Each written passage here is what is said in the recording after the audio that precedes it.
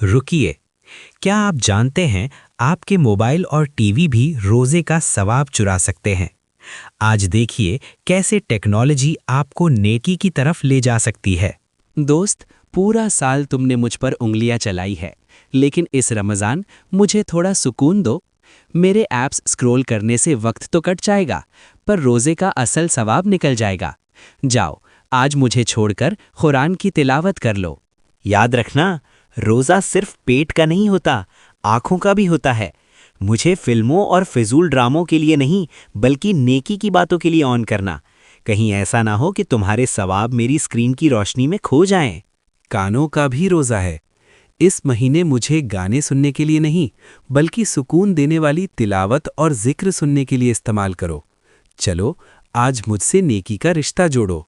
मुझे अपना साथी बना लो।